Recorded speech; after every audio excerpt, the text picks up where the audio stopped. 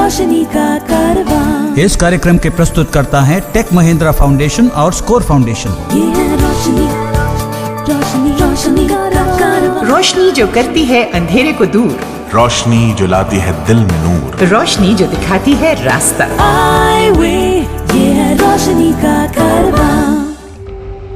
बहुत दिनों की बात है, एक संत थीं जिनका नाम था राबिया बसरी। एक दिन राबिया अपनी झोपड़ी के बाहर कुछ ढूंढ रही थीं। लोगों ने पूछा, क्या ढूंढ रही हो? राबिया ने कहा, मेरी सुई। लोगों ने पूछा, कहाँ खोई थी? राबिया ने कहा, झोपड़ी के अंदर। तो फिर यहाँ क्यों ढूंढ रही हो पगली? राबिया ने कहा, लोगों का खुदा उनके भीतर से गुम होता है तो वो बाहर ढूंढते हैं। मैंने सोचा शायद मेरी सुई भी बाहर मिल जाए।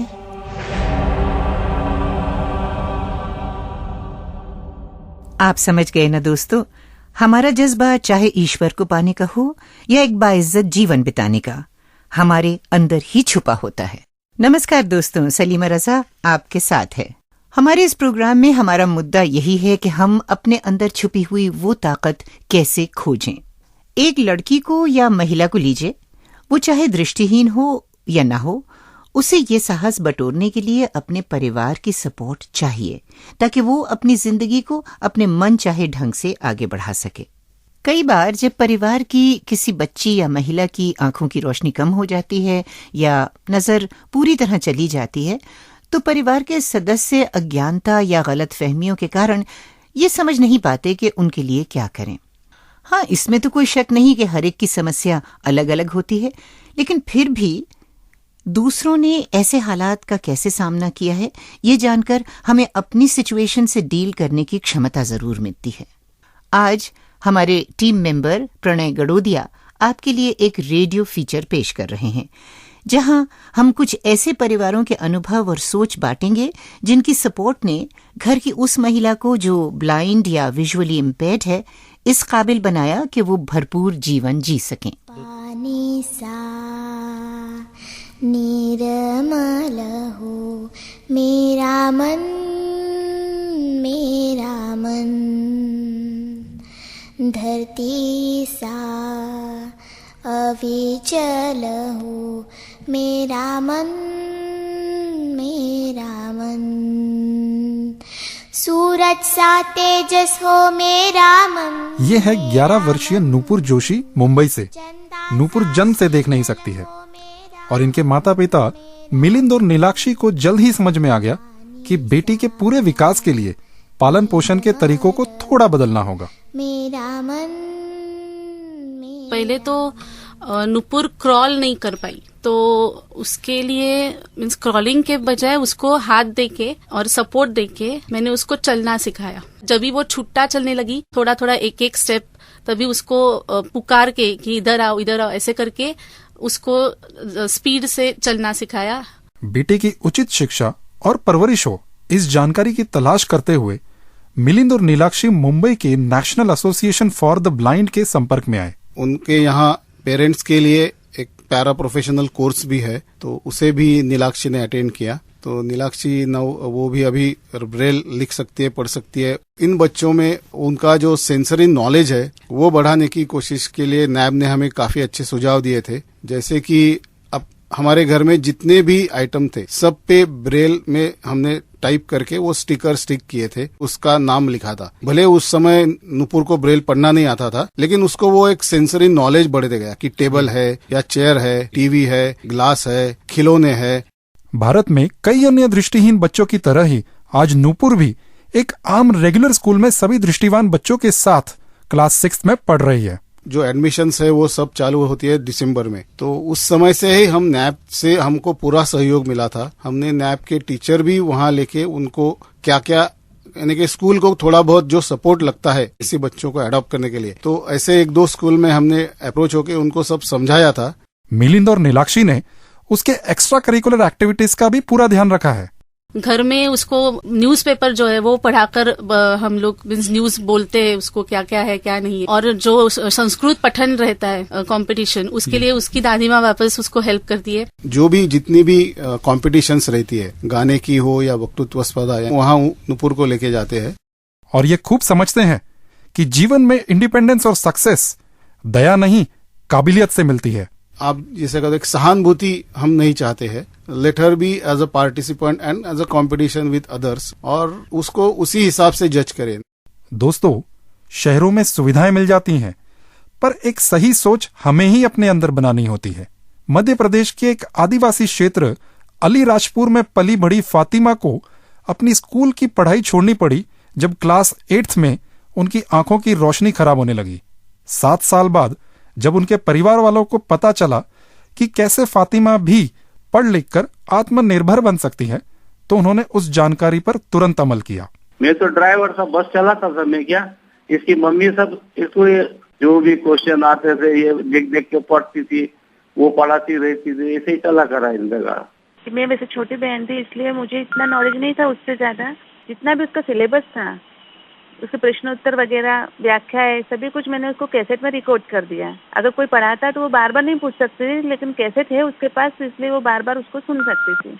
हमारे यहाँ भी मम्मी वगैरह बोलते ही रहते थे कि लड़कियों ने भी सेल्फ डिपेंड होना ही चाहिए, और इसीलिए मैं खुद भी सर्विस में हूँ, तो मैंने भी चाहा कि नहीं मेरी बहन ऐसा एक कुछ करे कि उसे किसी के ऊपर डिपेंड नहीं रहना पड़े। फातिमा हुसैन को ऐसा ही सपोर्ट, ऐसी ही सोच मिली जब वो फातिमा सैफी बनी। उनके शौहर से जब हमने पूछा कि घर में उन्हें क्या तब्दीलियां करनी पड़ी फातिमा की सुविधा के लिए, समाज में उनका एक्सेप्टेंस कैसा हुआ, तो सुनिए उन्होंने क्या बताया। ना, हमें घर में तो कुछ भी काम चेंजेस नहीं करना पड़ा।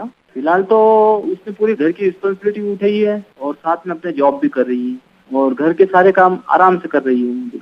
समाज का प्रेशर केवल निकाह के पहले था, शादी के पहले रिश्तेदारों का। आज ये स्थिति है कि वही रिश्तेदार, वही पड़ोसी और वही समाज की ओर से फातिमा को अच्छा रिस्पॉन्स मिल रहा है। यानी इवन की बोहरा समाज में सामाजिक कार्यों में काफी शामिल होना पड़ता है, लेडीज जेंट्स दोनों को, तो हर प्रोग्राम में वो जा रही है।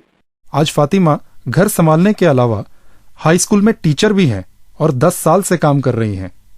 उनका अन्य दृष्टिहीन लड़कियों और महिलाओं के परिवार वालों को कहना है, उनके परिवार के सदस्यों को मैं ये कहना चाहूंगी कि वे अपनी दूसरी बेटियों से, दूसरे बेटों से इन्हें अलग न समझे।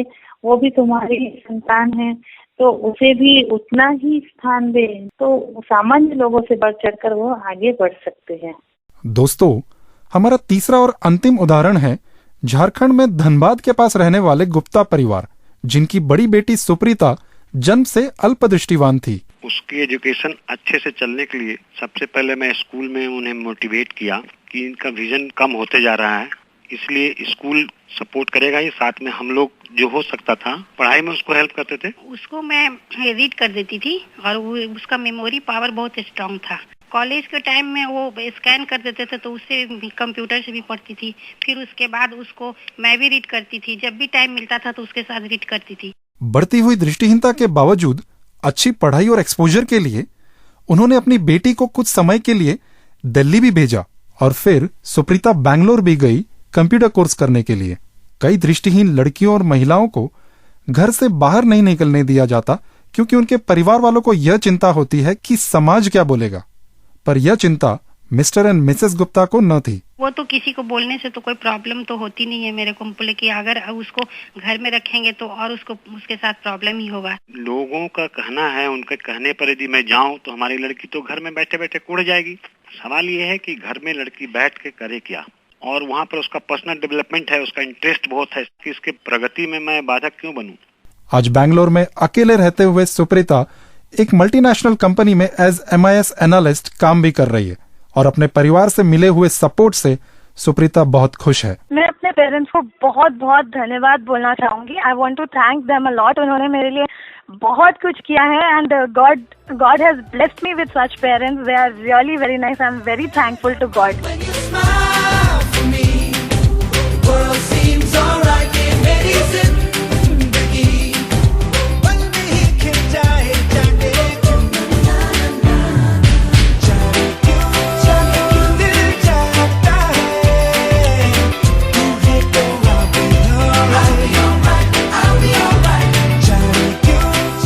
अधिक जानकारी के लिए हमारे आईवे हेल्प डेस्क 011-460-70-380 पर सोमवार से शुक्रवार के बीच सुबह 11 बजे से शाम 5 बजे तक हमें कॉल कर सकते हैं या हमारी वेबसाइट www.iway.org पर विजिट कर सकते हैं।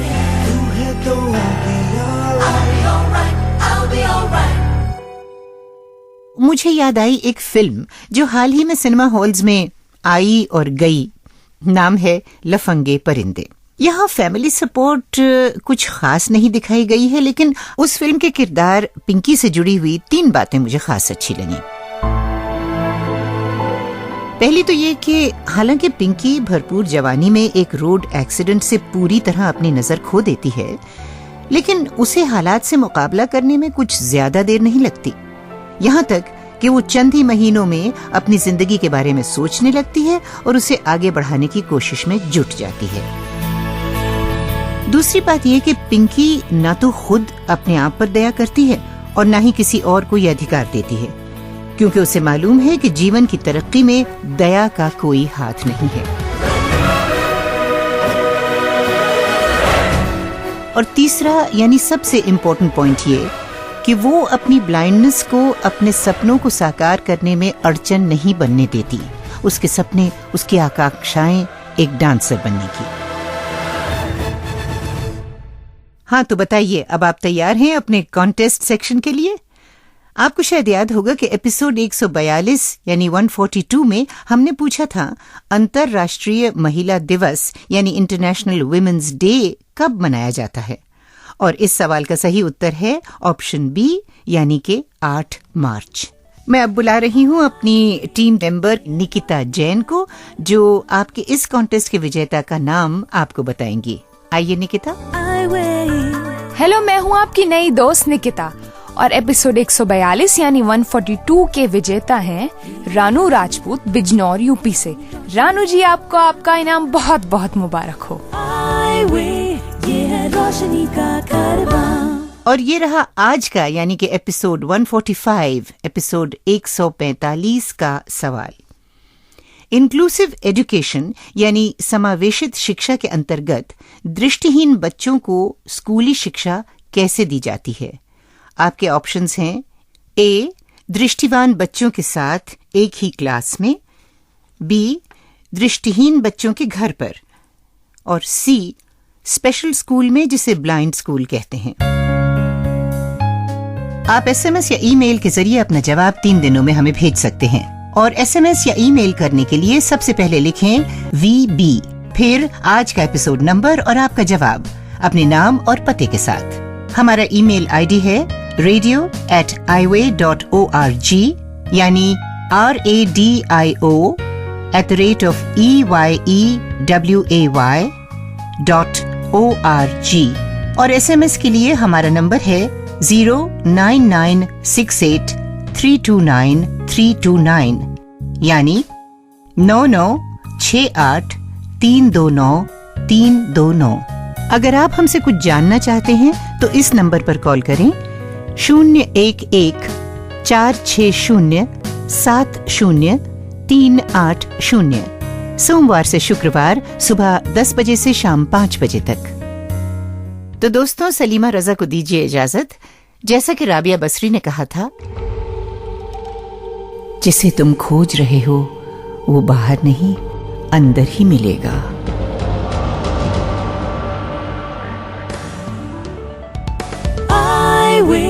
ये है रोशनी का कारवां। इस कार्यक्रम के प्रस्तुतकर्ता थे टेक महिंद्रा फाउंडेशन और स्कोर फाउंडेशन।